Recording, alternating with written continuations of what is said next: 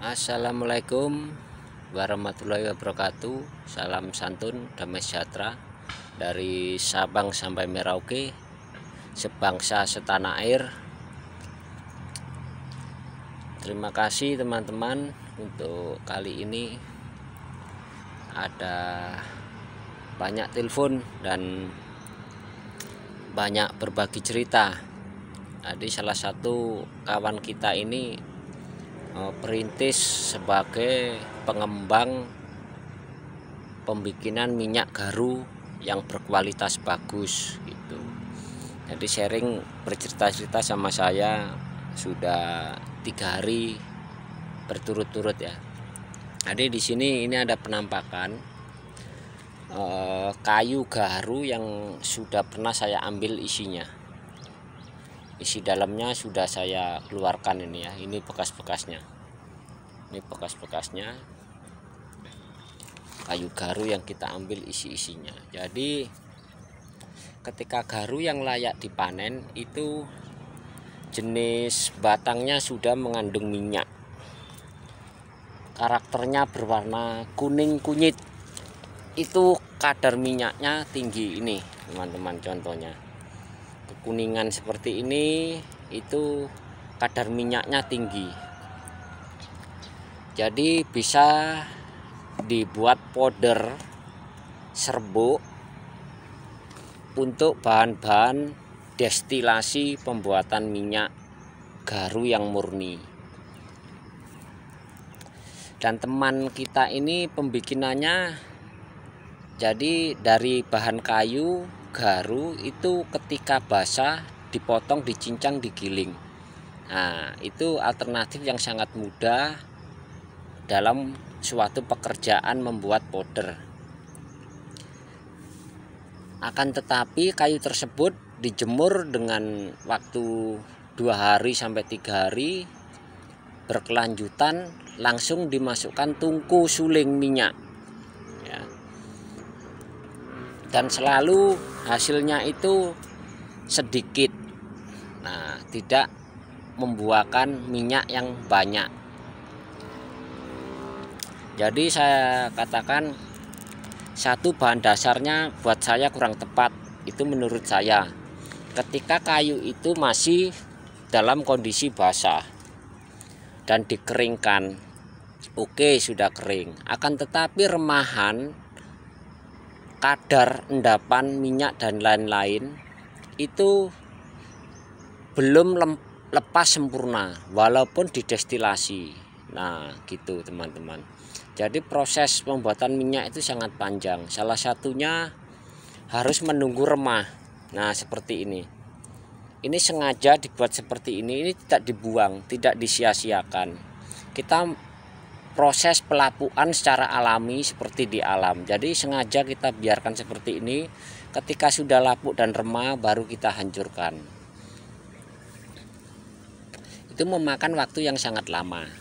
Nah, maka daripada itu digudangkan, ditimbun sebanyak mungkin seperti itu.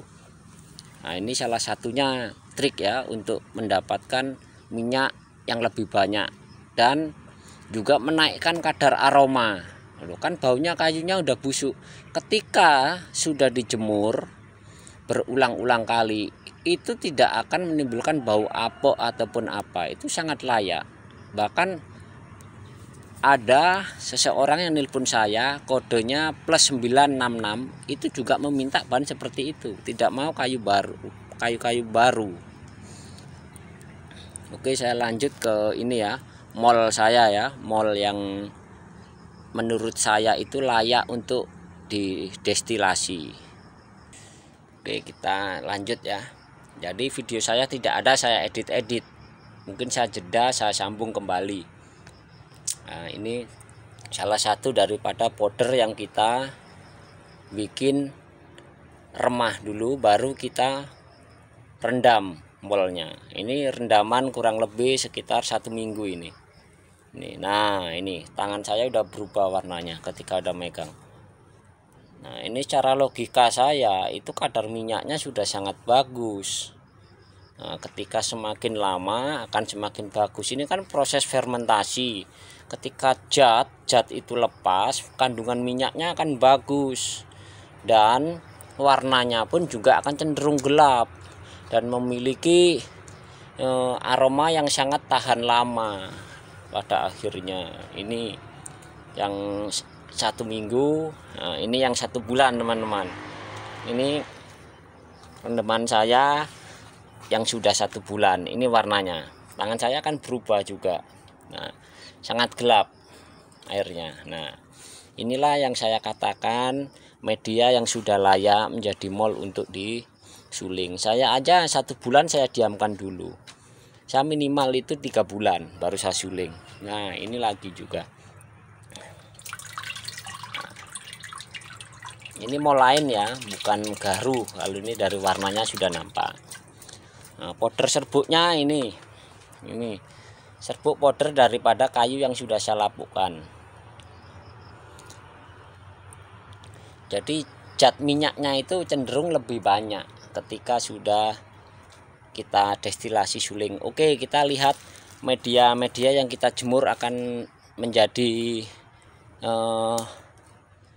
cacahan ya, calon cacahan kita ataupun bahan-bahan powder kita.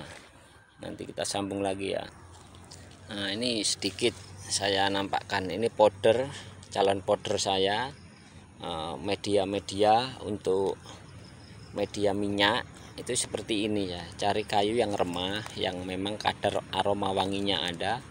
Kita jemur, keringkan dulu, baru kita giling. Setelah giling kita jemur lagi sampai 3-4 hari. Nah, sampai tidak ada bau apa, bau-bau yang aneh-aneh lah ya, selayaknya harus beraroma kayu yang layak untuk disuling.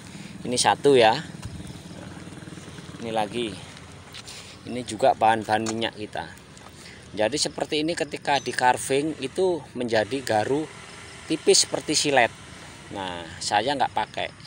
Jadi saya untuk produksi lebih cepat itu saya korbankan, saya tidak mengejar out karena grade-nya terlalu rendah, kerjaannya banyak, capek, duitnya nggak ada. Jadi saya bikin untuk minyak. Nah, kulit-kulit juga seperti itu saya bikin untuk bahan-bahan minyak. Akan tetapi tidak bisa ketika sudah kita buat powder langsung kita suling. Itu versi saya ya, pemahaman saya seperti itu. Jadi nanti hasilnya akan berkurang, minyaknya yang lepas itu hanya sedikit dan aromanya tidak bisa kuat mencapai 48 jam ataupun 24 jam. Itu paling-paling cuman 7 jam 12 jam kemampuan minyak itu bertahan beraroma wangi. Jadi kembali ke kayu-kayu lapuk kita ya, kayu-kayu yang bekas pernah kita ambilin garunya. Seperti ini saya lebih suka media remah dan menurut saya cenderung lebih layak untuk dibuat minyak. Dan salah satunya kita harus paham juga metode destilasi. Destilasi mesinnya seperti apa untuk membuat minyak.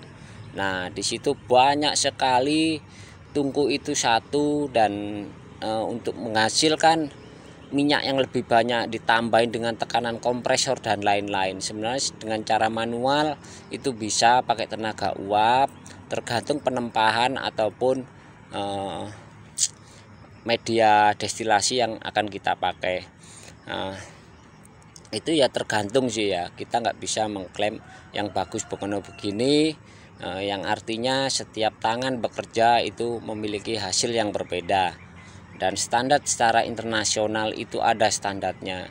Dan di perusahaan-perusahaan asing di Thailand, Cina maupun di mana itu yang sudah berhasil membuat minyak dengan karakteristik yang bagus menurut mereka.